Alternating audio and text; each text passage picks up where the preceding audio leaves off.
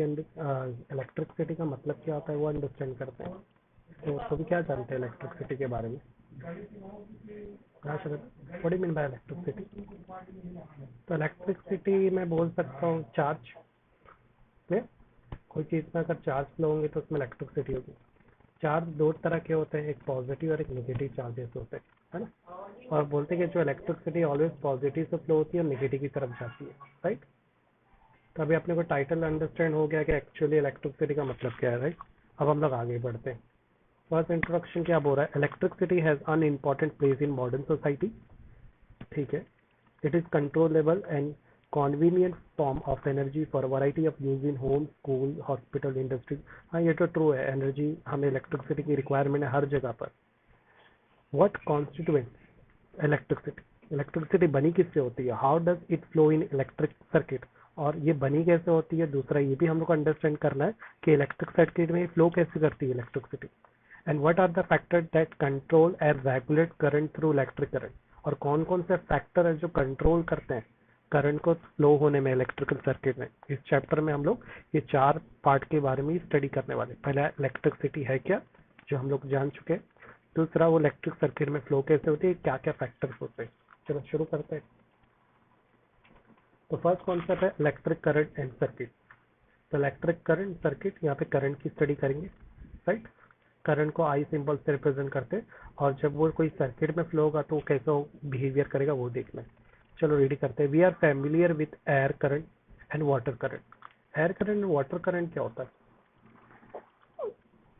Air current, हाँ very good, जो air में होता है, जैसे हम लोग मोबाइल के जरिए फोन करते हैं और वो सैटेलाइट से कनेक्ट होता है ना। तो ये जो फ्रिक्वेंसी है, फ्रिक्वेंसी क्या होती है? फ्रिक्वेंसी का मतलब क्या होता है? एक सेकंड में कोई भी चीज का फ्लो होना। हमारे मोबाइल से क्या फ्लो हो रहा है? करंट फ्लो हो रहा है, जो कि बहुत स्मॉल पल्सेस का होता है। तो अगर हवा में वो ट्रैवल कर रहा है तो एयर करंट बोलेंगे। इसका अच्छा एग्जांपल थंडर स्टॉर्म भी हो सकता है ना, जो बिजली कड़कती है बारिश में, वो क्या है? करंट ही तो है। दूसरा है वाटर करंट। वाटर के अंदर जो करंट फ्लो होगा that is called water current. We know that the following water made water current in river.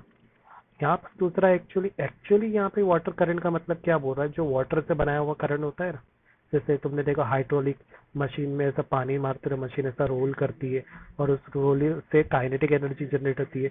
वो काइनेटिक एनर्जी से वो लोग क्या करते हैं? करंट प्रोड्यूस करते हैं और वो करंट को जनरेटर में स्टोर करते हैं। ये एक्चुअली उसकी बात कर रहा है। और यहाँ पे एयर करंट में एक्चुअली किस चीज की बात कर रहा है? वो जो टरबाइन होता है ना, सोर्स ऑफ एनर्जी, वो घूमता है, उसके जरिए जो करंट होता है, ये एक्चुअली वो बात कर रहा है। और हम लोग जो समझ रहे हो वो अलग कॉन्सेप्ट हो गया। If the electric charge flow through a conductor, मान लो अगर कोई चार्ज किसी कंडक्टर में फ्लो होता है। यहाँ पे कंडक्टर क्या हो सकता है? तो यहाँ पे कंडक्टर वायर होगा। अगर कोई वायर में कोई करंट फ्लो होगा तो we say that electric current in the conductor. तो ऐसे वक्त में बोलूंगा कि कोई इलेक्ट्रिक करंट कंडक्टर में फ्लो हो रहा है। एग्जाम्पल टॉर्च ले ले। वी नो दैट टॉर्च के लिए हमें क्या चाहिए? सेल या बैटरी चाहिए। इस सेल बैटरी से क्या होता है? उसके अंदर चार्ज फ्लो होता है। ये चार्ज क्या होता है? चार्ज के अंदर इलेक्ट्रिक करंट ही तो होता है जो टॉर्च को ग्लो करता है, टॉर्च बल्ब को। We also seen that the torch give light only when it switch on. हमने ये भी देखा है कि टॉर्च में लाइट तभी आती है जब उसको स्विच ऑन किया जाता है। तो इससे ये अंडरस्टैंड हो रहा है कि स्विच ऑन और ऑफ, स्विच एक ऐसा माध्यम है जो हमारे कंडक्टिंग इलेक्ट्रिक करंट को रोकने और उसको ऑन ऑफ करने का काम करता है। जो सेल की जो इलेक्ट्रिसिटी है उसको बल्ब तक पहुंचाना है या नहीं पहुंचाना है, उसको रोकने और ऑन ऑफ करने का काम करता है, राइट। जैसे हमारे बिल्डिंग में जो गेट्स होते हैं, वो गेट क्या काम करते हैं? गेट अंदर आएगा बंदा या अंदर बाहर रहेगा, वो तय गेट का वॉचमैन करता है, राइट। तो बिल्कुल स्विच भी ऐसे ही काम करते हैं। A continuous close path of electric current is called electric circuit. और ये जो पाथ होता है ना, जहाँ पे हमारा पूरा इलेक्ट्रिक करंट घूमता है, उसको इलेक्ट्रिक सर्किट बोलते हैं, उस रास्ते को। तो मान लो वायर में अगर इलेक्ट्रिक करंट, मान लो ये एक वायर है और मैंने यहाँ पे एक बैटरी लगाई, बैटरी को इस सिंबल से रिप्रेजेंट करती है, बड़ी लाइट स्मॉल लाइट। अगर इस वायर में मैं इसे एक स्विच भी लगा देता हूँ, जैसे स्विच ऑन करूंगा तो इसमें करंट जो है वो फ्लो होना स्टार्ट हो जाएगा, क्लियर। स्विच ऑफ करूंगा तो करंट स्टॉप हो जाएगा। तो ये जो करंट कहाँ पे बह रहा है? एक वायर, कंडक्टिंग वायर में, और एक पर्टिकुलर लूप कंप्लीट कर रहा है। तो मैं इस डायग्राम को सर्किट भी बोल सकता हूँ। तो सर्किट इज ब्रोकन एनीवेयर। ये सर्किट कभी भी कहीं पे भी ब्रेक हो सकता है। तो ये ब्रेक होना हमारे हाथ में होता है और वो स्विच के बेस पे होता है। क्लियर है श्वेता यहाँ तक? आई होप कोई डाउट नहीं होता। Current stop following and the bulb does not glow. अगर मैं स्विच ऑफ कर दूं तो करंट भी स्टॉप हो जाएगा, और अगर करंट स्टॉप होता है तो बल्ब भी ग्लो नहीं होगा। करेक्ट। एक सिंपल सर्किट बनाते हैं। तो ये है मेरा सेल, और इस सेल को मैंने कनेक्ट किया है एक बल्ब से। क्लियर। जो बड़ी लाइन होती है that is represent plus sign, small line negative sign को रिप्रेजेंट करती है। क्लियर। इसको सेल बोलते हैं। अब करंट ऑलवेज फ्लो कहाँ से होता है? पॉजिटिव से। ये करंट है जो एरो में दिखा रहा हूँ ना वायर पे, और ये जो लाइन है ये एरो है। ये मैंने बल्ब लगाया, जैसे करंट यहाँ से फ्लो होगा तो ये बल्ब ग्लो हो जाएगा। अब इधर एक स्विच भी लगा देते हैं। स्विच को ऑलवेज के से रिप्रेजेंट करते हैं, क्विक भी बोलते हैं इसको। जब ये ऑन ऑफ रहेगा उस हिसाब से बल्ब ग्लो होगा या तो ऑफ होगा, क्योंकि ये करंट को रोकेगा। Understood. How do we express electric current? Electric current को आप कैसे एक्सप्रेस कर सकते हो? तो इलेक्ट्रिक करंट, इस सर्किट के अंदर इलेक्ट्रिक करंट को एक्सप्रेस किया जा सकता है। हाँ कर सकते हैं ना। कोई चीज में करंट बहेगा या नहीं बहेगा वो डिपेंड करता है चार्ज पर। राइट। पहला तो चार्ज, कितना चार्ज उस वायर के अंदर फ्लो हो रहा है और कितने टाइम तक हो रहा है। राइट। तो यहाँ पर मैंने एक फॉर्मूला बनाया इलेक्ट्रिक करंट का। क्या होता है? करंट का बहना टाइम बेस पे होता है, या इसको ऐसे भी बोल सकते हैं कितना करंट किसी सर्किट में बहेगा। टी को लेफ्ट साइड ले लो तो बोलेंगे जितना चार्ज उसमें जाएगा पर्टिकुलर टाइम इंटरवल तक। तो ये जो फॉर्मूला है यही चीज हम लोग कॉन्सेप्चुअल बोल रहे हैं। करेक्ट। तो इस सर्किट के अंदर कितना करंट फ्लो होगा वो डिपेंड करता है उस सर्किट के अंदर पॉजिटिव के कितने चार्ज की क्वांटिटी जाती है और कितनी देर तक जाती है। Right. In other word it is the rate of flow of electric charge. Rate का मतलब होता है speed with respect to time. ठीक है। चार्ज का एक पर्टिकुलर टाइम तक फ्लो होना किसी सर्किट में, उसको बोलते हैं rate of flow of electric charge, electric current in circuit using metallic wire. Circuit के अंदर हम लोग कौन सा वायर यूज करते हैं? Metallic wire. क्लियर। यहाँ पे जो भी लाइन दिखाई दे रही है ना, ये सारे वायर कौन से? मेटेलिक वायर है। मेटेलिक वायर क्यों यूज करते हैं? प्लास्टिक का वायर क्यों नहीं यूज करते? हम लोग तो प्लास्टिक का वायर यूज करते हैं, मेटेलिक का यूज करते हैं। आज रहता। अच्छा मेटेलिक करते हैं। ओह वाह वेरी गुड। प्लास्टिक का कवर होता है और उसके अंदर मेटेलिक। मेटेलिक में हम लोग कौन सा वायर यूज करते हैं? मेटल में हम लोग कॉपर गोल्ड वोल्ड यूज करते हैं क्या? Gold silver noble element use करते हैं या कुछ और होता है मेटेलिक में? हाँ गोल्ड रहता है ना, एकदम सोना रहता है, सोना चांदी यूज करते हैं। बराबर। फिर क्या यूज करते हैं? कॉपर यूज करते हैं, कॉपर एल्यूमिनियम, मतलब ऐसे टाइप का मेटल यूज करते हैं जो अच्छी कंडक्टिविटी दे सके। राइट। तो बोलते कॉपर एल्यूमिनियम बहुत अच्छे होते हैं। ठीक है। और भी है, ये ज्यादा अच्छे हैं इसलिए मैं इसका नाम ले रहा हूँ। Electron constituent. कॉन्स्टिट्यूएंट का मतलब क्या होता है? Made up up. Electron made up up flow of charge. बोलते हैं इलेक्ट्रॉन ना चार्ज के अंदर ही से ही बने होते हैं, चार्ज से ही बने होते हैं। अब देखो ये नया कॉन्सेप्ट आ रहा है अपने पास, है ना, charge, electron. However, electron were not known at the time when the phenomena of electricity was first observed. बोलिए जब इलेक्ट्रिसिटी की स्टडी की जा रही थी ना, बहुत सारे साइंटिस्ट सब लोग बिजी हो रहे थे, सब स्टडी कर रहे थे, तब उन लोगों को इलेक्ट्रॉन के बारे में कोई नॉलेज नहीं थी। Electric current was considered to be the flow of positive charge and the direction of flow of positive charge was taken as the direction of electric current. उस वक्त साइंटिस्ट लोगों ने क्या सोचा था कि किसी इलेक्ट्रिक करंट में चार्ज का फ्लो उसका पॉजिटिव करंट का पॉजिटिव चार्ज बताएगा। मतलब पॉजिटिव, मतलब अगर मैं बोलता करंट कैसे फ्लो हो रहा है तो तुम बोलोगे सर करंट पॉजिटिव चार्ज से नेगेटिव चार्ज की तरफ फ्लो हो रहा है। तो मतलब तुम कौन से चार्ज से मुझे नॉलेज बता रहे हो? तुम पॉजिटिव चार्ज से नॉलेज बता रहे हो कि कोई भी डायरेक्शन क्या चीज का एक जगह से दूसरी जगह डायरेक्शन कैसा होगा ट्रैवल का, पॉजिटिव से नेगेटिव की तरफ। तो तुमने मैथ में पढ़ा था पॉजिटिव का मतलब होता है एडिशन और नेगेटिव का मतलब होता है सब्सट्रैक्शन। बरोबर। तो प्लस साइन का भी यूज करते हैं जब किसी चीज को बढ़ाना रहता है, तो बढ़ाने के लिए इंग्लिश में वर्ड क्या रहेगा? इंक्रीज और हाई। और माइनस सब्सट्रैक्शन, सब्सट्रैक्शन मेथड का भी यूज करते हैं जब किसी चीज को घटाना रहता है, तो घटाने के लिए क्या वर्ड में यूज करूंगा यहाँ पर? लो। बोल सकते हैं डिक्रीज और लो। Remember this word. अब आते हैं इलेक्ट्रॉन पे। तो बोलते जो इलेक्ट्रॉन्स होते हैं ना वो इसी चार्ज से ही बने होते हैं और ये अपोजिट फ्लो होते हैं। अगर किसी करंट के अंदर चार्ज पॉजिटिव से नेगेटिव की तरफ फ्लो होगा तो ये जो इलेक्ट्रॉन्स होते हैं वो नेगेटिव चार्ज से पैदा होते हैं और ये पॉजिटिव चार्ज की तरफ फ्लो होते हैं। अजीब है ना। तो चार्ज का उल्टा फ्लो कौन होंगे? चार्ज ऑफ करंट का उल्टा फ्लो होते हैं इलेक्ट्रॉन। समझ में आया? तो अगर इलेक्ट्रॉन पॉजिटिव से नेगेटिव की तरफ फ्लो होंगे तो इलेक्ट्रॉन नेगेटिव से पॉजिटिव इधर फ्लो, उल्टा फ्लो होते हैं, अपोजिट ऑफ चार्ज। देखो यहाँ लिखा है opposite direction of the flow of electron, right, they start from negative charge. This concept is clear Shraddha? यहाँ तक समझा? समझा ना यहाँ तक? Okay. If a net charge cube flow across any cross section of the conductor at time t, then the current through the cross section is given. पर अगर मान लो क्रॉस सेक्शन, यहाँ का मतलब क्या होता है? तो क्रॉस सेक्शन एक एरिया होता है। मान लो किसी एरिया में, मान लो ये एक एरिया मैंने बनाया रैंडम लूप, पूरा इस एरिया में करंट फ्लो हो रहा है, ठीक है। तो इस एरिया में कितना करंट फ्लो हो रहा है, तो वो निर्भर करता है कि उस करंट के अंदर जो पॉजिटिव, मतलब कितना करंट बह रहा है वो रिप्रेजेंट करता है कि कितने पॉजिटिव चार्ज में फ्लो हो रहे हैं और कितनी देर में फ्लो हो रहे हैं। मान लो कि 1 सेकंड में 20 पॉजिटिव चार्ज फ्लो होते हैं, तो मतलब करंट ज्यादा है। मान लो कि 1 सेकंड में 40 चार्ज ट्रैवल कर रहे हैं, दैट मीन्स करंट ज्यादा है। मान लो 1 सेकंड में 0 चार्ज है, मतलब चार्ज है ही नहीं, तो मैं बोलूंगा करंट नहीं है या लो है। समझ में आया? तो उस बेस पे देखो फॉर्मूला बनाया गया कि किसी में करंट कितना रहेगा, वो करंट उसके चार्ज को और वो चार्ज का फ्लो कितने पर्टिकुलर टाइम इंटरवल में हो रहा है उसको बताता है। यानी ये जो फॉर्मूला लिखा है ये करेक्ट है। ऐसा यूनिट क्या रहेगी इलेक्ट्रिक चार्ज की? तो चार्ज के बारे में ना कूलम्स ने बताया था। ये कूलम्स जो थे चाचा, ये साइंटिस्ट थे, उन्होंने चार्ज की स्टडी की थी और उन्हें अपने हिसाब से चार्ज का यूनिट भी बताया और चार्ज को एक्सप्लेन भी किया। उन्होंने क्या बोला? Charge contain nearly 6 × 10⁸ electron. बोलते एक चार्ज के अंदर कितने इलेक्ट्रॉन्स होते हैं? 6 × 10⁸ इलेक्ट्रॉन। ये बहुत सारे इलेक्ट्रॉन होते हैं। We know that the electron possess a negative charge. बोलते हमें ये पता है कि जो इलेक्ट्रॉन्स होते हैं वो ट्रैवल कहाँ से करते हैं? नेगेटिव चार्ज की तरफ से। और एक इलेक्ट्रॉन की जो वैल्यूज होती है, चार्ज की वैल्यू, वो कितनी होती है? 1.6 × 10⁻19 कूलम। क्लियर? मतलब इस 1.6 में मैं 19 टाइम्स 0.000 लगाऊंगा, तब मेरे को इलेक्ट्रॉन की चार्ज की वैल्यू आएगी। The electric current is express by unit ampere. जब भी करंट आएगा तो करंट के लिए कौन सा यूनिट यूज होता है? एम्पियर।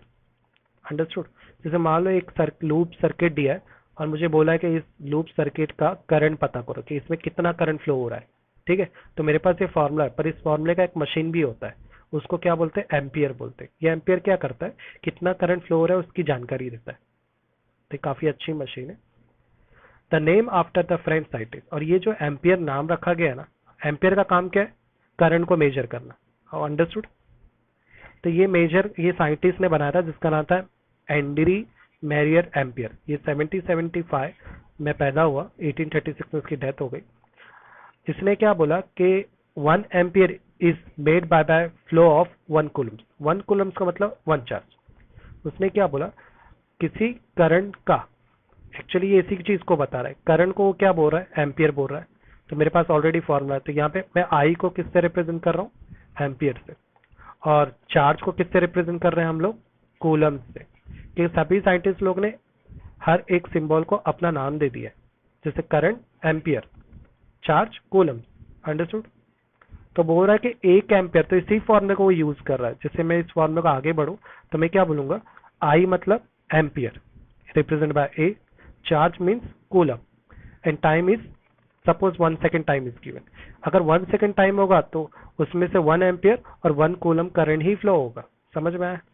तो सिंपल इक्वेशन है ये। 1 सेकेंड में कितना करंट फ्लो होगा? 1 एम्पियर और 1 कूलम, और चार्ज भी 1 कूलम ही रहेगा।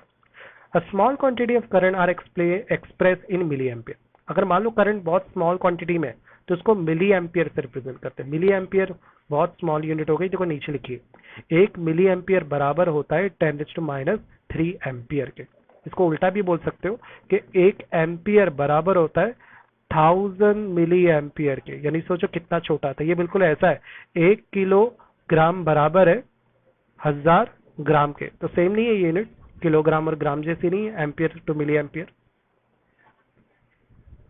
Next microampere. नाम माइक्रो से, माइक्रो का मतलब क्या होता है? कोई चीज कितनी स्मॉल है? 10⁻⁶, राइट। तो 1 माइक्रो एम्पियर कितने के बराबर होता है? 10⁻⁶ एम्पियर के। यानी बहुत स्मॉल हो जाता है। माइक्रो वर्ड का भी यूज करते हैं जब माइक्रोस्कोप यूज करते हैं, यानी इतना स्मॉल देख ही नहीं सकते। इन सब अन इंस्ट्रूमेंट कॉल एमीटर। एक इंस्ट्रूमेंट होता है एमीटर जिसके जरिए we are measuring the electric current in the circuit. ये तो मैंने पहले ही बता दिया था। It is always connected in series, बोलते ये जो एम्पियर है ना उसको ऑलवेज सीरीज में कनेक्ट किया जाता है ताकि करंट को प्रॉपर मेजर किया जा सके। जो डायग्राम में दिखाई दे रहा है, मैं डायग्राम एक्सप्लेन करता हूँ, पहले रीड कर लेता हूँ। फिगर में दिखाया गया है कि एक सिस्टमेटिक डायग्राम दिया है, टिपिकली इलेक्ट्रिक सर्किट कंप्राइजिंग अ सेल, जिसके अंदर एक सेल लगा हुआ है और एक बल्ब भी लगा हुआ है। देखो ये बल्ब बनाया है यहाँ पे, इलेक्ट्रिक बल्ब, अन एमीटर है ना प्लग की, और यहाँ पे एक प्लग की लगा है, मतलब ये स्विच है अपना, एक स्विच है, यानी यहाँ पे समझ में आ गया, इसी को एक्सप्लेन किया तो मैं डायरेक्ट इसी पे आ जाता हूँ। Very good. हाँ, तो यहाँ पर ये क्या है मेरा, this is my bulb and this is my cell. Remember, अगर एक से ज्यादा, ये जो सिंबल है, I hope you know about this symbol, इस सिंबल के बारे में तुम जानती हो ना श्रद्धा, इसको सेल बोलते हैं। बोलते हैं अगर एक से ज्यादा अगर सिंबल होंगे, सपोज मैंने एक बार बनाया फिर एक और बार बनाया, तो कितनी बार बनाया, 2 टाइम। अगर एक से ज्यादा ये सिंबल होगा तो उसका मतलब बैटरी हो जाता है। समझ में आया? एक सिंबल है तो सेल, एक से ज्यादा हुआ तो बैटरी। अंडरस्टूड? तो ये याद रखना। ठीक है श्रद्धा? अब जारी बात है, जो बड़ी लाइन होती है वो पॉजिटिव होती है और स्मॉल लाइन रिप्रेजेंट नेगेटिव। एक से ज्यादा सेल है मतलब ये बैटरी है, बरोबर, कि बैटरी में एक से ज्यादा सेल होते हैं। ये आप कब क्यों यूज कर रहे हैं, क्योंकि हमें ज्यादा वोल्टेज चाहिए, क्योंकि एक पेंसिल सेल के अंदर इतना वोल्ट नहीं होता कि किसी बल्ब को ग्लो करे। तो यहाँ से जो ये सिंबल, अच्छा ये रेजिस्टेंस होता है, इसके बारे में भी हम लोग अभी पढ़ने वाले हैं, रेजिस्टेंस के बारे में। ये बहुत अच्छा है, मैं इसको भी एक्सप्लेन करता हूँ। अभी आया नहीं तो अभी नहीं करता हूँ, धीरे धीरे जाते हैं। ठीक है? तो यहाँ से बैटरी से जो पॉजिटिव चार्ज से अपना क्या निकलेगा, करंट निकलेगा, और वो करंट जैसे ही बल्ब के पास पहुंचेगा, बल्ब को ग्लो करते हुए चार्ज आगे बढ़ेंगे। और चार्ज, यहाँ पे मैंने एक एमीटर मशीन लगाई है, जैसे ही चार्ज इसमें जाएगा एमीटर मेजर करेगा, क्या बताएगा कि एक्चुअल इसमें करंट कितना जा रहा है। ये बिल्कुल जैसे अपने घर में पानी का टीडीएस मशीन रहता है ना, वो क्या कैलकुलेट कर रहा है, पानी कितना गंदा है, राइट? बिल्कुल वैसे ही ये करंट के चार्ज को चेक करता है, चार्ज प्रॉपर फ्लो हो रहे कि नहीं है, प्रॉपर आ रहे कि नहीं, फिर यहाँ से ये स्विच की तरफ जाते हुए वापस से बैटरी की तरफ पहुंचेगा। तो बोलते हैं हमेशा चार्ज एक तरफ से जाते हैं और दूसरी तरफ से वापस मिलते हैं। और हमेशा तुम ध्यान देना, charge always flow from positive. Positive के लिए मैंने क्या वर्ड बोला था, high, always flow from high to, और नेगेटिव के लिए क्या बोला था, low, always flow from high to low की तरफ फ्लो होता है। रिमेंबर, हमें स्विच को ऑन ऑफ करूंगा तो उस हिसाब से करंट फ्लो भी होगा, रुकेगा भी, बरोबर।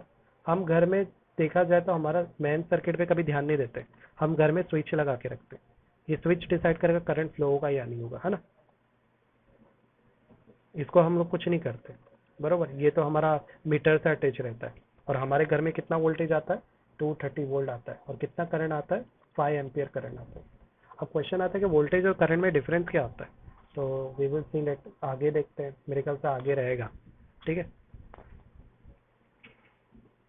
तो यहाँ पे एक देखो कॉन्सेप्ट भी आया है, एक न्यूमेरिकल है, वो भी देख ले।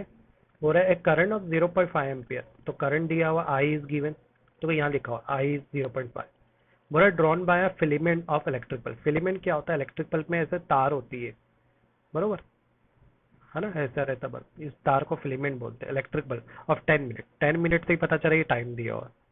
अब मिनट को पता है, हम हर चीज को कौन सी यूनिट में रखते हैं, एसआई यूनिट में रखते हैं, कंपलसरी रूल बोला गया है। Find the amount of electric charge, क्या पूछ रहा है वो, they are asking charge, charge पता करो, that means q. Formula we know, q is equal to I t, तो आई भी है मेरे पास, टी भी है, मल्टीप्लाई करो, मिल गया आंसर, सिंपल न्यूमेरिकल था। क्या क्या हुआ? हाँ हाँ, मैं अभी बताता हूँ। एक्चुअली ये जो कूलम्स ने बोला था कि charge is nothing but current into time, और हम लोग ने जो फॉर्मूला देखे तो वो था I is equal to Q upon T, right? तो मैंने इसी फॉर्मूला का ऐसे लिख दिया, क्या फर्क पड़ता है। ये फॉर्मूला कूलम्स के बेस पे बना, और नीचे वाला फॉर्मूला एम्पियर्स के हिसाब से बना। Understood? What does an electric circuit mean? एक इलेक्ट्रिक सर्किट मीन मतलब क्या होता है? इलेक्ट्रिक सर्किट वो होता है जहाँ पे करंट फ्लो होता है, जिसमें स्विचेस होते हैं, जिसमें बल्ब लगा होता है ना? डिफाइन यूनिट करंट, करंट की यूनिट क्या होती है, करंट की यूनिट एम्पियर होती है। Calculate the number of electron made by 1 Coulomb's of charge. अगर 1 कूलम चार्ज होगा तो उसमें 1 सेकंड टाइम होगा और 1 एम्पियर होगा। नंबर ऑफ इलेक्ट्रॉन कितने होते हैं, तो हमें पता है 1.6 into 10⁻90, right, coulomb.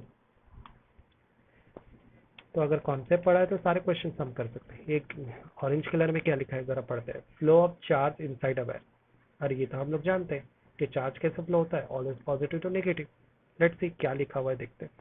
How does a metal conduct electricity? एक मेटल इलेक्ट्रिसिटी कैसे कंडक्ट करता है, प्लास्टिक क्यों नहीं करता है? क्वेश्चन आता है ना हमारे दिमाग में। तो चलो आगे था, you would think that low energy of electron would have great difficulty passing through a solid conductor. मतलब जिन इलेक्ट्रॉन के पास लो एनर्जी होती है उनको सॉलिड मटेरियल से पास होना बहुत मुश्किल होता है। Inside the solid the atom are packed together with very little spacing. इसके लिए मेरे को डायग्राम बनाना पड़ेगा। देखो मेटल क्या होगा, एक एग्जांपल आयरन ले लेते हैं। ये पूरा आयरन मान लो, एक सॉलिड आयरन है। तो आयरन क्या होता है, आयरन एक अच्छा कंडक्टर होता है क्योंकि उसके अंदर पॉजिटिव चार्ज होता है बहुत ज्यादा मात्रा में। और तुम्हें पता होगा जो मेटल की एक प्रॉपर्टी होती है वो हमेशा इलेक्ट्रॉन देना पसंद करते हैं, राइट। इसमें हम लोग हमेशा किसी भी मेटल पे पॉजिटिव साइन लगाते हैं। ये बताता है कि इलेक्ट्रॉन लूज करते हैं ये मेटल। अब इसमें बहुत सारे पॉजिटिव चार्ज होते हैं तो इलेक्ट्रॉन कहाँ होंगे, तो ये जो खाली जगह दिख रही है तुम्हें, ये सारी खाली जगह को सी ऑफ इलेक्ट्रॉन बोलते हैं। यहाँ पे ना जो इलेक्ट्रॉन है एकदम फ्री घूमते रहते हैं, जैसे इंडिया कैसा फ्री कंट्री है, सब आजाद है, उस तरह से आजादी से घूमते रहते हैं यहाँ पे, ठीक है। तो यही चीज को देखो यहाँ लिखा हुआ है। अब जारी बात है, हर एक पार्टिकल एक दूसरे से जुड़े होते हैं तो उसमें स्पेस काफी कम होता है, बहुत कम होता है space, right. But it turns out the electron are able to travel. But इतने स्पेस कम होने के बाद भी ये खाली जगह उनको फ्रीडम देती है इलेक्ट्रॉन को घूमने के लिए, है ना। बोल रहा है, देखो यहाँ लिखा हुआ है। But it turns out the electron are able to travel through a perfect solid crystal smoothly and easily almost if they were in a vacuum. अब यहाँ पर क्या बोल रहा है कि ये जो भी एक्सपेरिमेंट है हम लोग कहाँ पे करें, वैक्यूम बेस पे या कहीं पे भी जहाँ पे एयर प्रेजेंट हो या नहीं हो, उससे कोई फर्क नहीं पड़ता, ठीक है। चार्ज पर, इलेक्ट्रिक करंट पर हमारे बायोलॉजिकल बिहेवियर नहीं होता है, जैसे हमें एयर की जरूरत है, इनको ऐसा कुछ नहीं है। चाहे आप यहाँ पे करो या यूनिवर्स में, बिहेवियर सेम होगा। The motion of electron in a conductor however it is very different from the charge in empty space. पूरे चार्ज से अगर कंपेयर करें तो इलेक्ट्रॉन का बिहेवियर काफी अलग होता है, मोशन अलग होता है। वेन अ स्टेडी करंट का मतलब क्या होता है, ऐसा करंट जो रुका हुआ हो स्टेशनरी फॉर्म में, ठीक है। अब स्टेशनरी का मतलब भी समझना है, वरना तुम बोलोगे ऐसा करंट जो रुका हुआ है। अगर करंट रुका है तो सर आप तो स्विच ऑफ करके रखे करंट को, नहीं। एक एग्जांपल देता हूं, मान लो एक फैन है जो घूम रहा है घर में, ठीक है। अभी भी तुम बैठोगे तो फैन चल रहा होगा कंटिन्यू। अब उसका जो रोटेशन वो चेंज होते जा रहा है कि फिक्स रोटेशन में वो एक ही स्पीड में घूम रहा है फैन, यानी उसकी स्पीड कांस्टेंट है, राइट। और हम लोग हमेशा जो मैथ्स या केमिस्ट्री में जब भी कांस्टेंट बोलते हैं तो उसकी वैल्यू ऑलवेज क्या ले लेते, जीरो। अब जीरो क्यों लिया, अगर फैन की स्पीड कांस्टेंट है दैट मीन मान लो तुम्हारा जो घर का फैन है वो 30 की स्पीड में घूम रहा है, तुम्हारा उसकी फाइनल स्पीड 30 है और उसकी स्टार्टिंग स्पीड भी 30 है।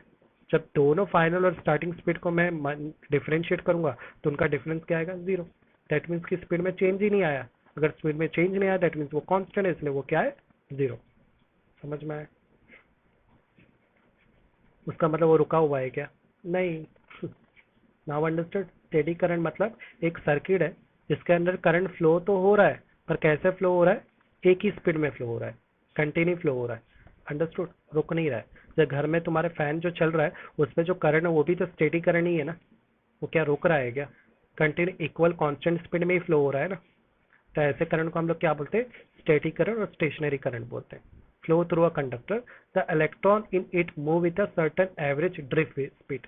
ड्रिफ्ट स्पीड क्या होती है, तो ड्रिफ्ट स्पीड दो स्पीड के डिफरेंस को बताती है। जैसे चार्ज कहाँ से फ्लो हो रहे हैं, ऑलवेज हाई से फ्लो होते हैं और लोअर की तरफ बढ़ते हैं, that is called drift speed, change in speed. अगर स्पीड में कोई बदलाव आता है, चार्ज में बदलाव आता है, that is called drift speed. One can calculate this drift speed of electron from a typical copper wire carrying a small current. हम इसको कैलकुलेट कर सकते हैं। How? It found by actually very small. बोलते हैं ड्रिफ्ट स्पीड बहुत actually small होती है। अगर मैं ऑर्डर की बात करूँ तो 1 मिलीमीटर सेकेंड रहेगी पर सेकेंड और second inverse. How is it then an electric bulb light up as soon as we turn the switch on. देखो कोई इलेक्ट्रिक बल्ब कब ग्लो करेगा, जब हम स्विच को ऑन करेंगे तभी हमारा चार्ज फ्लो होना शुरू होगा और वो बल्ब को ग्लो करेगा। It can not be that a current start only when the electron from one terminal of electric supply physically reaches to other terminal of the bulb because the physical drift electron in the conducting wire is very slow process। तो यहाँ पर क्या बोल रहा है, it can not be that current start when electron from अब यहाँ पे बोल रहा है कि करंट, यहाँ पे कॉन्सेप्ट क्या बोल रहा है कि ये इलेक्ट्रॉन पे निर्भर नहीं करता है कि कोई बल्ब ग्लो होगा या नहीं होगा, वो निर्भर करता है करंट पे। अब जाहिर बात है ये जो करंट है और जो इलेक्ट्रॉन है एक दूसरे आइडेंटिकल प्रॉपर्टी है, यहाँ फिजूल में घुमाया है। जाहिर बात है अगर मान लो एक तुम रोड पे चल रही हो और वहां पे एक आयरन रॉड रखी है, जैसे तुम आयरन रॉड पे पैर रखोगी तो तुमको शॉक लगेगा क्या? नहीं, लेकिन रखना चाहिए ना, क्योंकि आयरन रॉड तो अच्छा कंडक्टर है, उसमें से इलेक्ट्रिक करंट भी फ्लो होती है और हीट भी फ्लो होती है, तो तुमको शॉक क्यों नहीं लग रहा है? वेरी गुड, क्योंकि कोई सप्लाई या सोर्स से कनेक्ट नहीं है जो उसके चार्ज को फ्लो करवाए, उसके इलेक्ट्रॉन को मूव करवाए। They are content free electron, पर मोशन नहीं कर रहे, बरोबर? जब ये मोशन करेंगे तब उसमें से करंट फ्लो होगा, तब हमें शॉक लगेगा।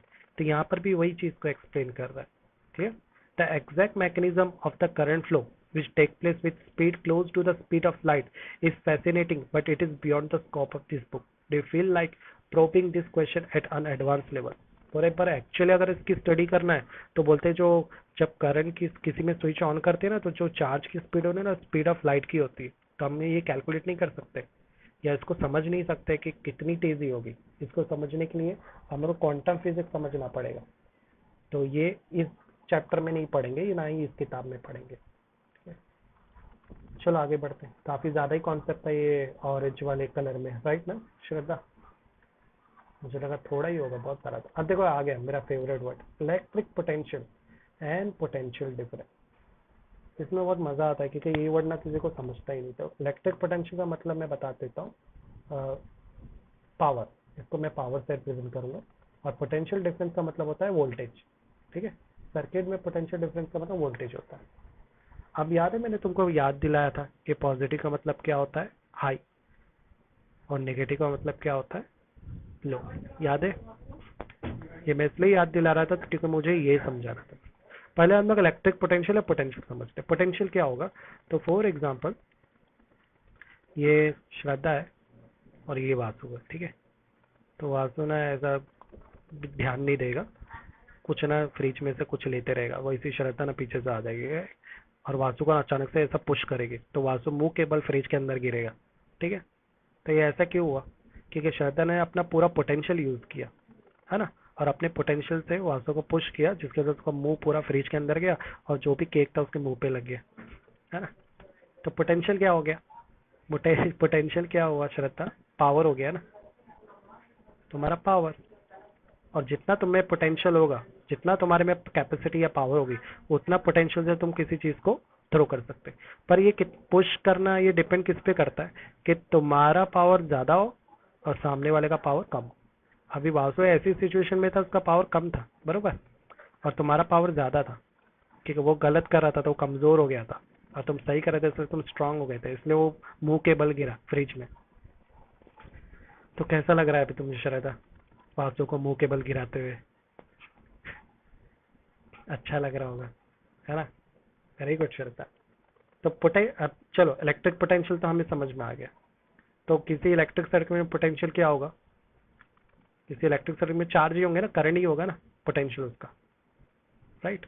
अब हम लोग समझते हैं पोटेंशियल डिफरेंस क्या होता है। तो पोटेंशियल मतलब पोटेंशियल तुम एक हो और ये वासु है, दोनों के बीच में हमें को डिफरेंस देखना है। दोनों के मतलब पावर में डिफरेंस कितने का है? तो मान लो तुमने 30 की स्पीड पे वासु को टक्कर मारी और वासु उसको रोक सकता था, उसको रोकने के लिए उसके पास जो शक्ति थी वो सिर्फ मान लो 25 की थी, सॉरी ये तो ज्यादा बोल दिया, 10 की थी, क्योंकि उसका ध्यान भटका हुआ था। तो जाहिर बात है दोनों के बीच का डिफरेंस कितना आएगा? 30 माइनस 10 कितना हो गया? 20। तो पोटेंशियल डिफरेंस कितना हो गया? 20। समझ में आया पोटेंशियल डिफरेंस क्या होता है? एक चार्ज का दूसरे चार्ज का डिफरेंस। क्लियर? अब चार्ज ऑलवेज कैसे फ्लो करता है? पॉजिटिव से निगेटिव की तरफ। तो जो चार्ज है ना always flow from one point two another point. तो मान लो पॉजिटिव को मैं ए बोलता हूँ, निगेटिव को बी। तो ये जो डिफरेंस है ना फ्लो का एक से दूसरे पॉइंट को, इसको एक पोटेंशियल डिफरेंस बोलते हैं। एक और एग्जांपल समझते हैं। तुम्हारे घर में टाकी तो होगी पानी की और एक खाली बाल्टी होगी नीचे। अब जाहिर बात पानी कैसे फ्लो होगा? ऊपर से नीचे की तरफ या नीचे से ऊपर की तरफ? Of course upper to higher to lower की तरफ। क्लियर? एक और एग्जांपल देखो, मान लो तुम्हारे पास बॉटल है, इस बॉटल में तुम पानी भरे और यहाँ तक पानी भर गया, एक और बॉटल खाली रही। प्लास्टिक की। अब तुम क्या करें, इसमें पानी नहीं है, बीच में एक पाइप लगा दोगे और एक नल लगा दो। जैसे ही नल को खोलोगे तो ये पानी इधर ही रहेगा या ये पानी इधर जाएगा? ऑफ कोर्स ये पानी इधर जाएगा। ऐसा क्यों हो रहा है? क्योंकि यहाँ पे पानी ज़्यादा है और यहाँ पे पानी नहीं है, यानी ये पानी कम है। तो जहाँ पे ज़्यादा वो हाई हुआ, जहाँ पे नहीं है लो। और हमेशा चीज़ कैसे फ्लो होती है? हाई टू लो। कब तक फ्लो होगी? जब तक दोनों का पोटेंशियल सेम नहीं हो जाता। क्लियर? जब तक दोनों का पानी बराबर नहीं हो जाता। I hope now you understand potential difference. समझा श्रद्धा? पोटेंशियल डिफरेंस क्या है? क्लियर? ओके, तो आगे बढ़े अभी। What make the electric charge to flow? कौन सी चीज़ है जो किसी इलेक्ट्रिक चार्ज को फ्लो कराती है? तो ऑफ कोर्स एक सर्किट में बैटरी होती है, सेल होता है जो चार्ज को फ्लो कराता है ना? अगर ये चीज़ ना हो तो चार्ज फ्लो ही नहीं होगा। ये तो मैंने एग्जांपल दिया था ना, एक रॉड है, रोड पे गिरी है और तुमने इस पे पैर रखा था, तुमको शॉक क्यों नहीं लगा? अरे वो कोई बैटरी या सेल से कनेक्ट ही नहीं है, तो इसमें चार्ज कैसे फ्लो होगा? Right? Let us consider the analogy of flow of water. हम लोग इस चार्ज के फ्लो को वाटर फ्लो से समझते हैं। Charge do not flow in copper wire by themselves. किसी भी कॉपर वायर में चार्ज अपने आप फ्लो नहीं होता है, उसके लिए कुछ करना पड़ता है। Water in perfectly horizontal tube does not flow. अगर मान लो एक बिल्डिंग में पाइप है, तो उस पाइप में से पानी अपने आप तो बहेगा नहीं, उसको बहाने के लिए तुमको क्या करना पड़ेगा? वाटर पंप लगाना पड़ेगा। राइट ना? अब ये वाटर पंप क्या करेगा? प्रेशर देगा और पानी को चढ़ाएगा पाइप के जरिए। तो पाइप क्या? एक सोर्स हो गया। बिल्कुल सर्किट के अंदर जो वायर होते हैं क्या होते हैं? एक सोर्स होते हैं। मान लो पानी यहाँ पे क्या है? पानी यहाँ पे करंट है और जो पाइप है वो क्या है? हमारा वायर है। समझ में आया? तो ये पाइप के जरिए पानी फ्लो हो रहा है, करंट फ्लो हो रहा है। अब उसके फ्लो कराने के लिए मैं क्या कर रहा हूँ? प्रेशर दे रहा हूँ, प्रेशर पंप के जरिए। तो प्रेशर पंप क्या है? प्रेशर पंप इलेक्ट्रिक सर्किट में हमारा पोटेंशियल डिफरेंस है। पोटेंशियल डिफरेंस मतलब वोल्टेज। वोल्टेज कहाँ से मिलेगा? तो वोल्टेज बैटरी से मिलता है। समझ में आया? बैटरी या सेल से मिलता है। तो मैं इसको फटाफट समझा रहा हूँ क्योंकि ऑलरेडी वी अंडरस्टैंड है ना, समझ गए हम लोग। अब ये बात है कि ये जो बैटरी या पोटेंशियल या वोल्टेज जो भी चीज़ है, ये इसके अंदर होता क्या है? तो बोले इसके अंदर केमिकल रिएक्शन होता है। इस केमिकल रिएक्शन से एनर्जी रिलीज होती है, ये एनर्जी फ्लो करवाती है इस चीज़ को। The chemical action with in the sale generate the potential difference. ये जो केमिकल रिएक्शन हो रहा है ना सेल के अंदर, उससे पोटेंशियल डिफरेंस आ रहा है। ठीक है? Even when no current is drawn from it, when the cell connected to the conducting circuit element, the potential difference set the charge in motion. जैसे ही तुम किसी चीज से इसको कनेक्ट करते हो वायर से, तो ये सेल अपने जो चार्ज है उसको फ्लो करवा, मतलब इसका मतलब क्या है कि सेल के अंदर जो चार्ज है वो फ्लो नहीं हो रहे। सेल क्या कर रहा है? जो मेटल के अंदर चार्ज है ना उसको फ्लो करवा रहा है। समझ में आया? तो वोल्टेज क्या करता है? चार्ज को फ्लो करवा रहा है, मतलब जो पहले से उसके अंदर प्रेजेंट है मेटल्स के अंदर। राइट? उनको सिर्फ पुशअप चाहिए था, तो वो पुशअप किसकी वजह से मिला? सेल की वजह से मिला। क्लियर? जैसे तुमने वासु को धक्का मारा तो तुमने वासु को एक मोशन दिया ना। तो मान लो तुम बैटरी हो, सेल हो, जो तुम पुश करके किसी चार्ज को फ्लो करवा रही हो। अब तुम कितना ज्यादा पुश करोगे वो तुम्हारी ताकत पे निर्भर करता है। तो सेम एज इट इज, ज्यादा सेल लगा दोगे तो बैटरी बनेगा। बैटरी बनने पे क्या होगा? ज्यादा पावर आएगा, ज्यादा चार्ज को पुशअप करेगा। क्लियर है श्रद्धा? कोई डाउट तो नहीं है? अब पोटेंशियल क्या होता है? पोटेंशियल ताकत को बताता है।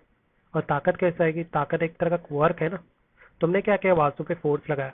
वासु पे जब फोर्स लगाया तो वो मोशन किया और मुंह केबल फ्रिज में गिरा, मतलब उसने डिस्टेंस चेंज किया।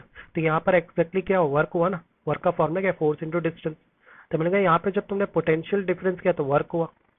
अब यहाँ पे जो वर्क है वो किस पे किया? तुमने वासु पे किया।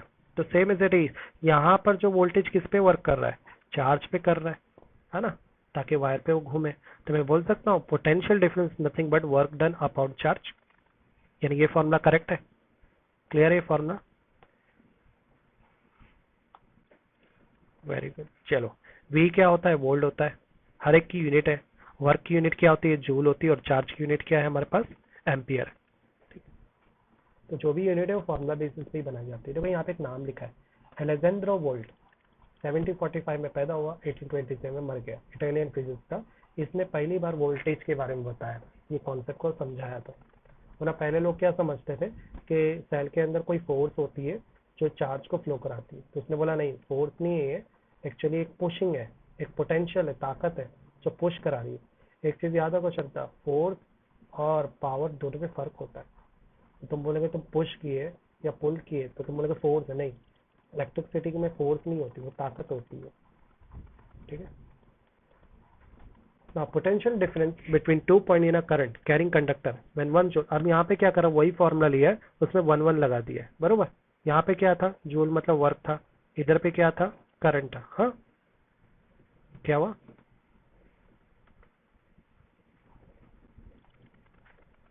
मतलब समझा नहीं। अच्छा, दूसरे साइड का नहीं, मतलब स्क्रीन नहीं दिख रहा है क्या, पीडीएफ नहीं दिख रहा है? तो अभी नहीं दिख रहा है क्या? आधा दिख रहा है। अच्छा, जितना हिस्सा में दिख रहा वो नहीं दिख रहा ना। ओके, दिखना चाहिए, मैंने तो पूरा स्क्रीन लिया है। Okay, 1 minute, let me check. तो ये फॉर्मूला कैसे बना, क्लियर है? ये ऊपर का ही फॉर्मूला है, v इज इक्वल टू डब्ल्यू अपॉन आई है, उसका यूनिट लगा के सब पे 1 1 लगा के फॉर्मूला बनाया है। और अगर 1 वोल्ट बनेगा उसका मतलब 1 जूल और 1 कूलम्ब होता है। ऐसे सिंपल कॉन्सेप्ट बनाया है, सिली कॉन्सेप्ट एकदम, राइट। तो ये मैं रीड नहीं करूंगा, यहाँ पे भी कुछ ऐसा कुछ नहीं, मुझे नहीं लगता कुछ इंपॉर्टेंस लिखा होगा जो जरूरी है हमें पढ़ना। यहाँ पर देखो एग्जाम्पल दिए, ये रीड करते हैं numerical. How much work is done moving a charge 2 coulomb. 2 coulomb क्या चार्ज है, दैट मीन्स क्या दिया है, Q is given. 2.7 potential, potential difference is V. तो वी और ये दिया है, हाउ मच क्या पूछ रहा है, डब्ल्यू पूछ रहा है। अरे वाह, अपने पास तो फॉर्मूला है, V is equal to W upon Q है। मुझे डब्ल्यू पता करना था, क्यू को लेफ्ट साइड ले लो, तो डब्ल्यू क्या हो जाएगा, W is equal to V Q हो जाएगा। वी भी है मेरे पास, क्यू भी है, मल्टीप्लाई कर दो, मिल गया आंसर। समझ में आया श्रद्धा? इजी था न्यूमेरिकल। यहाँ पे चले, name the device that help maintain a potential difference across a conductor. कौन से डिवाइस होता है जो पोटेंशियल डिफरेंस बताता है कंडक्टर में? Volt meter. ये एक डिवाइस होता है जिसके जरिए हम लोग वोल्टेज कैलकुलेट करते हैं। What is mean by saying potential difference between 2 point is 1 volt? इसका मतलब ये होता है कि तुम्हारा पोटेंशियल भी 1 वोल्ट का मतलब क्या होगा कि तुम्हारा कूलर चार्ज भी 1 वोल्ट है और तुम्हारा वर्क भी क्या है, 1 वोल्ट है। रिमेंबर वो फॉर्मूला दिखाया था, 1 1 सब जगह लिखा था, v इज इक्वल टू क्या था, डब्ल्यू अपन क्यू। अगर 1 वोल्ट ये है तो वर्क भी 1 है और चार्ज भी 1 है। क्लियर है? How much energy is given to each coulomb of charge passing through a 6 volt battery. अगर 6 वोल्ट की बैटरी में चार्ज को पास करना है तो कितना देना पड़ेगा? तो अगर 6 वोल्ट बैटरी देते हो तो कितना देना पड़ेगा, क्या पता? इसका आंसर नहीं पता मुझे, मतलब आइडिया नहीं आ रहा, बाद में देख लेंगे। अब सर्किट डायग्राम समझते हैं। सर्किट डायग्राम क्या होता है? तो सर्किट डायग्राम में बहुत सारे सिंबल होते हैं, मैं ये नहीं रीड करूंगा, सिंबल पे आते डायरेक्टली, ये जरूरी है ये रीड करना। जैसे अगर कोई इलेक्ट्रिक सेल है तो सेल को किससे रिप्रेजेंट करते हैं, ये सिंबल से, एक बड़ी लाइन एक स्मॉल लाइन। बड़ी लाइन पॉजिटिव चार्ज को रिप्रेजेंट करती है और स्मॉल लाइन नेगेटिव चार्ज को। नेक्स्ट, अगर बैटरी हो तो बैटरी मीन्स एक से ज्यादा लाइन बनाने का। रिमेंबर ये मैंने बताया था तुम्हें। प्लग की या स्विच को किससे रिप्रेजेंट करते हैं? अगर स्विच ओपन है तो डॉट मत बनाना, दैट मीन्स ओपन स्विच मतलब करंट फ्लो होगा कि नहीं होएगा श्वेता?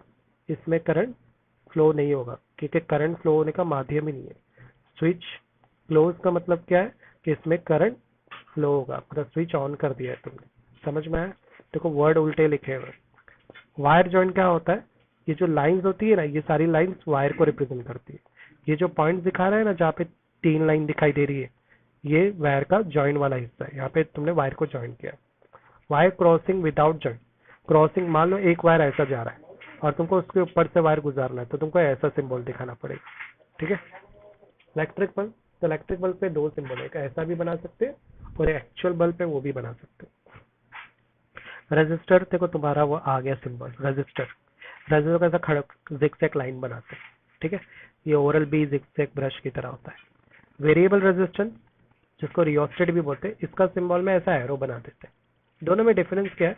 रेजिस्टेंस नेचुरल होता है, ये वायर में आता है, और वेरिएबल रियोस्टेट क्या होता है, ये हम जानबूझ के जो रेजिस्टेंस ऐड करते हैं ना उसको वेरिएबल रेजिस्टेंस बोलते हैं। एमीटर का सिंबल ये सर्कल बना के ए लिख देने का, वोल्ट मीटर का सिंबल सेम वी लिख देना। क्लियर है? सारे सिंबल अगर ये पता है तो ही तुम श्रद्धा समझ पाओगे इस चैप्टर के सर्किट डायग्राम को। समझा यहाँ तक श्रद्धा? ठीक है, तो आगे बढ़ते हैं। नेक्स्ट अब ओम्स लॉ पे आते हैं। ओम्स लॉ, तो ओम्स लॉ क्या बोलता है कि voltage is directly proportional to current. Voltage को हम लोग क्या बोलते हैं, पोटेंशियल डिफरेंस, राइट, याद है ना। और करंट को क्या बोलते हैं हम लोग, एम्पियर भी बोलते हैं। हम लोग यहाँ करंट ही बोलेंगे। तो ओम्स लॉ क्या बोलता है कि आप जितना वोल्टेज दोगे उतना करंट फ्लो होगा, जो कि करेक्ट है। मान लो तुम्हारी बैटरी में 5 वोल्ट है, तो करंट भी कितना बहेगा उसमें, 5 वोल्ट के तहत ही बहेगा ना, उतना ही पुश करेगा। वोल्टेज एक्चुअली पुशिंग को बता रहा है कि वो कितनी जोर से करंट को पुश करने वाला है। क्लियर। तो बोलते हैं वोल्टेज ही निर्भर करता है चार्ज कितनी तेजी से वायर में फ्लो होगा। तो मैं बोल सकता हूँ दोनों एक दूसरे पे डिपेंड है। अगर ये इंक्रीज होगा तो ये भी इंक्रीज होगा, ये अगर डिक्रीज होगा तो ये भी डिक्रीज होगा। इसलिए हम लोग ने कौन सा साइन लगाया, प्रोपोर्शनैलिटी का संबंध। ये कब लगाते हैं, जब दो चीज एक दूसरे पे डिपेंड अपॉन। मैं इसको ऐसे भी बोल सकता हूँ, potential difference is depend upon current. Understood.